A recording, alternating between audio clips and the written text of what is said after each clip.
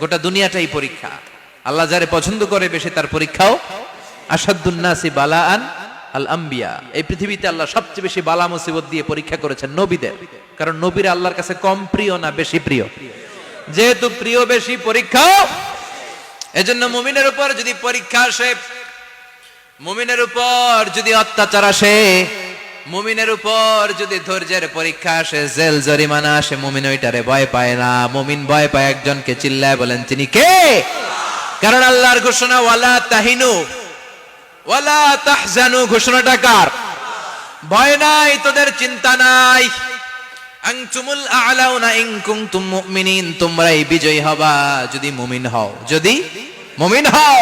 এজন্য ধৈর্যের পরীক্ষা দিতে হবে, আল্লাহর উপর তাওয়াক্কুল করতে হবে, অত্যাচার আর জুলুম আল্লাহর নামে সহ্য করে যেতে হবে। চিল্লায় বলেন ঠিক কি না? কারণ মুসলিমের সাথে আল্লাহ থাকে।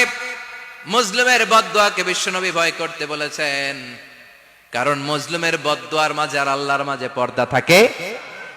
যারা দুনিয়ার বুকে জুলুম করে তাদেরকে ক্ষমতার মসনদ থেকে নামিয়ে দেয় কে? আর যারা মজলুম হয়, যাদের রক্ত দিয়ে জমিন ভেজে, তাদেরকে জমিনের ক্ষমতা দিয়ে দেয় কে? আর যারা রক্ত ঝরায়, ইতিহাস বলে তারা শেষ পর্যন্ত প্রাণ আর জান নিয়ে পালাবার জায়গাটা পায় না। চিল্লায় বলেন ঠিক কি না? এজন্য মুমিন খুব ভালো করে জানে, রাত্রি যত গভীর হয়, সুবহে সাদিকের সময় কাছে আসতে থাকে।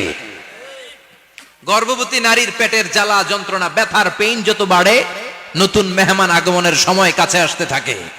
তেমনি ইসলামের পক্ষের শক্তির উপর যদি অত্যাচার, অনাচার, স্টিম রোলার বেড়ে যায়, এটা প্রমাণ করে ইসলামের বিজয়ের সময় কাছে আসতে শুরু করেছে। চিল্লায় বলো ঠিক কি না?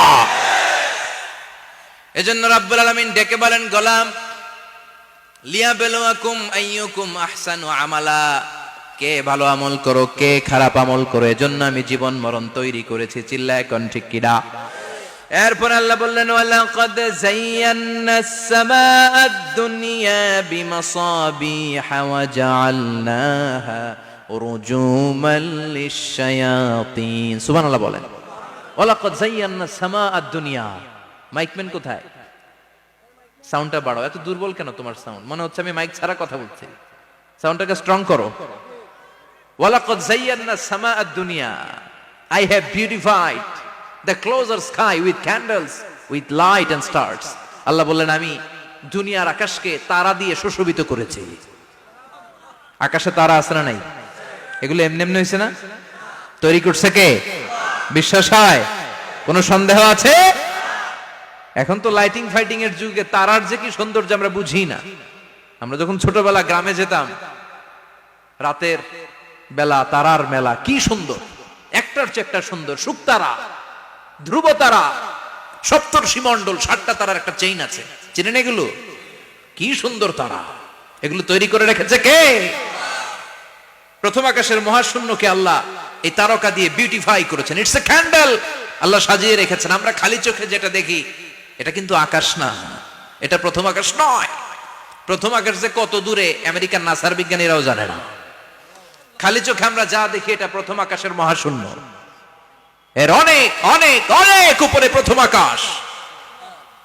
এরপরে দ্বিতীয় আকাশের মহাশূন্যের স্তর শুরু, এরপরে দ্বিতীয় আকাশ, তারপরে তৃতীয় আকাশের মহাশূন্যের স্তর শুরু, তারপরে তৃতীয় আকাশ।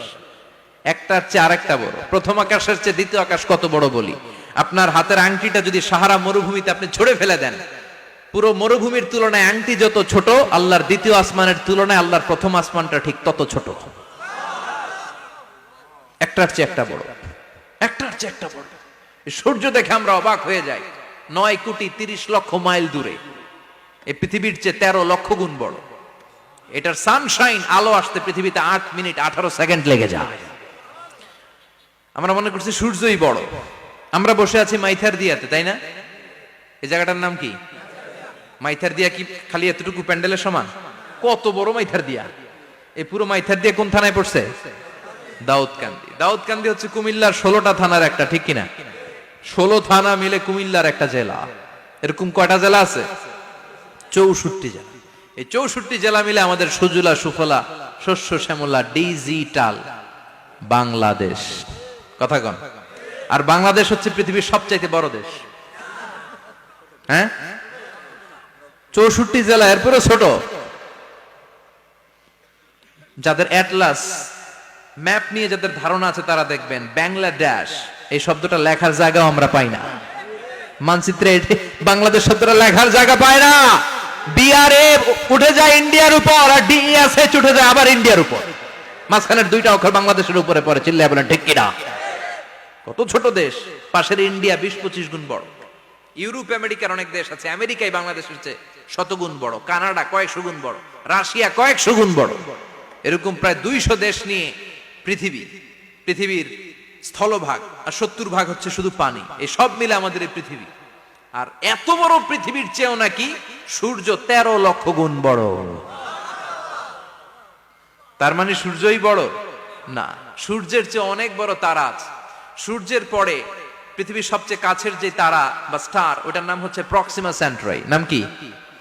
প্রক্সিমা সেন্ট্রাই। এরপরে আলফা সেন্ট্রাই এ, আলফা সেন্ট্রাই বি, ইটা ক্যারিনা, বেটেলজিউস, এরকম একটার পর একটা তারা। যেই সূর্য পৃথিবীর চেয়ে 13 লক্ষ গুণ বড়, বেটেলজিউস নামে একটা তারা আছে, ওটা সূর্যের চেয়ে 33 কোটি গুণ বড়। তার মানে কি বেটেলজিউসই সবচেয়ে বড় না? ছোট্ট একটা তারা। এই বেটেলজিউসরে খেয়ে ফেলাইতে পারে এরকম 1000 কোটি গুণ বড় সাইজের তারা আছে না নাই? এরকম কয়েক বিলিয়ন তারা নিয়ে আমাদের গ্যালাক্সি গঠিত। আমাদের গ্যালাক্সি, এটার নাম মিল্কি ওয়ে। এটার নাম কি? আমাদের গ্যালাক্সি। এই গ্যালাক্সিতে আমাদের অবস্থান। এরকম কত হাজার কোটি গ্যালাক্সি আছে আমেরিকার নাসার বিজ্ঞানীরাও জানে না। আমাদের গ্যালাক্সির সবচেয়ে কাছের যে গ্যালাক্সি, ওই গ্যালাক্সিটার নাম হচ্ছে অ্যান্ড্রোমেডা। কি নাম? অ্যান্ড্রোমেডা। আমাদের গ্যালাক্সি থেকে কেউ যদি কাছের গ্যালাক্সি অ্যান্ড্রোমেডাতে যেতে চায়, তার 2.5 মিলিয়ন লাইট ইয়ার্স সময় লেগে যাবে। কথাটা কঠিন হয়ে গেছে, আমি ভেঙে বলি, তারপরে সুবহানাল্লাহ কইবেন। আমাদের গ্যালাক্সির নাম মিল্কি ওয়ে। মিল্কি ওয়ে থেকে যদি কেউ অ্যান্ড্রোমেডাতে যেতে যায়, কত সময় লাগবে? 2.5 million light year. Light year মানে আলোক বর্ষ। আলোর গতিতে যদি ছোটা যায়, 2.5 মিলিয়ন মানে হচ্ছে প্রায় 25 লক্ষ। তাহলে পৃথিবীতে সবচেয়ে দ্রুতগামী যে বিষয়টা আবিষ্কৃত হয়েছে সেটা হচ্ছে আলো। এই যে লাইট মারলে যে ছুটে, এই লাইট প্রতি সেকেন্ডে 1,86,000 মাইল বেগে ছুটতে পারে। 1 মিনিটে না, 1 ঘন্টা না, 1 মিনিটে না, 1 সেকেন্ডে আলো চলে যায় কয় mile? 1,86,000। Could you imagine that? আপনি কল্পনা করতে পারেন? হয়তো মাথা নাড়াইতেছেন। এটা কি কল্পনা করা যাবে? আমার তো তার ছিঁড়ে যাচ্ছে। 1 সেকেন্ডে নাকি আলো ছুটে 1,86,000 মাইল বেগে। 1 সেকেন্ড শব্দ কইতে তো 2 সেকেন্ড লাগে। কথা কোন? এর মধ্যে আলো চলে গেছে 1,86,000 মাইল। তো কোন রকেট যদি আপনি পান, যে রকেট দিয়ে সেকেন্ডে 1,86,000 মাইল বেগে রকেটটা ছুটবে প্রতি সেকেন্ডে, খেয়াল করেন, ঘন্টায় না, মিনিটে না, কিসে? সেকেন্ডে। যে রকেটটা সেকেন্ডে 1,86,000 মাইল বেগে ছুটবে, ওই রকেটটা দিয়ে আমাদের গ্যালাক্সি থেকে আমাদের পাশের গ্যালাক্সি অ্যান্ড্রোমেডাতে পৌঁছতে আপনার 25 লক্ষ বছর লেগে যাবে। সুবহানাল্লাহ বাড়িতে গিয়ে বললেন। এরকম বিশাল বিশাল তারা দিয়ে আমাদের আকাশটারে বিউটিফাই করেছে কে? এজন্য আল্লাহ বললেন, ওয়ালাকাদ যায়্যানাস সামাআদ দুনিয়া বিমাসাবিহা ওয়া জাআলনাহা রুজুমাল লিশ-শায়াতিন। আমি এই দুনিয়ার আকাশটারে সুন্দর সুন্দর তারকারাজি লাইটের মতো সেটিং করে সুশোভিত করেছি। আবার এই তারকা দিয়ে আমি শয়তানদেরকে প্রহারও করেছি। সুবহানাল্লাহ। শয়তানদেরকে আল্লাহ তারা মেরে আঘাত করে। সুবহানাল্লাহ বলেন। এরপরে এই সূরার প্রথম রুকুর শেষে আল্লাহ বললেন, ওয়াসিররু কাওলাকুম আও ইজহারু বিহি ইন্নাহু আলিমুম বিযাতিস সুদূর আলা ইয়ালামু মান খালাকা ওয়া হুয়াল লাতীফুল খাবীর। আল্লাহ বললেন, ওয়াসিররু কাওলাকুম, তোমরা যদি গোপনে কথা বলো, আও ইজহারু বিহি, কিংবা স্পষ্ট করে বলো, সব শুনে কে? আপনি যেমনি বলেন শুনবে কে? বলেনই নাই, শুধু মনে মনে ভাবছেন, শুনবে কে? সুবহানাল্লাহ কইবেন না? সাত আকাশের উপরে, আরশের উপরে তার অবস্থান, সাত জমিনের নিচে কোন গোপনতম প্রকোষ্ঠে, কোন ছোট্ট বাক্সের ভেতরে যদি কোনো পিপিলিকা নীরবে হেঁটে যায়, আল্লাহ বলে আমি ওই পিঁপড়ার হেঁটে চলার পায়ের আওয়াজটাও শুনতে পাই। এজন্য কেউ যেটা শোনে না, শুনে কে? এরপর আল্লাহ বললেন, হুয়াল্লাযী জাআলা লাকুমুল আরদা যালুলান ফামশু ফি মানাকিবিহা ওয়া কুলু মির রিজকি ওয়া ইলাইহিন নুশুর। সুবহানাল্লাহ বলেন। আল্লাহ ডেকে বললেন, গোলাম তোমাদের জন্য জমিনটারে আমি বিছানা বানিয়েছি। আল্লাযী জাআলা লাকুমুল আরদা ফিরাশা, জমিনটারে বিছানা বানিয়েছে কে? এই বিছানার মতো সমতল জমিন দিয়ে তোমরা হেঁটে বেড়াও, চলে বেড়াও, হেলে দুলে পড়ার সুযোগ নাই, ঠিক কিনা? এই যে মাইথার দিয়ে আর আজকের যে ময়দান, এটা যদি বিছানার মতো সমান না হইতো বসতে পারতেন? কথা কন। এই ময়দানের প্যান্ডেলের এদিক দিয়ে উঁচা, এদিক দিয়ে গর্ত, এদিক দিয়ে নিচা, এদিক দিয়ে খাড়া, কেমন হইতো? কথা কন। কেউ আমারে দেখতো, কেউ দেখতো না, কেউ দাঁড়াইয়া, কেউ বৈশা, আছে না নাই? কিন্তু জমিনটারে সমতল বানালো কে? আপনি যদি বিমান থেকে যদি আপনি দেখেন, বিমানের গ্লাস দিয়ে, জানলা দিয়ে যদি আপনি নিচের দিকে তাকান, আপনি দেখবেন মনে হবে পুরো জমিনটাকে আল্লাহ সবুজ কার্পেট দিয়ে কার্পেটিং করে রেখেছে। এই সৌন্দর্য দিয়েছে কে? আবার রব্বুল আলামিন বলেন, জমিনটারে সমান দেখে, কার্পেটিং দেখে মনে করো না তোমরা বেঁচে গিয়েছো।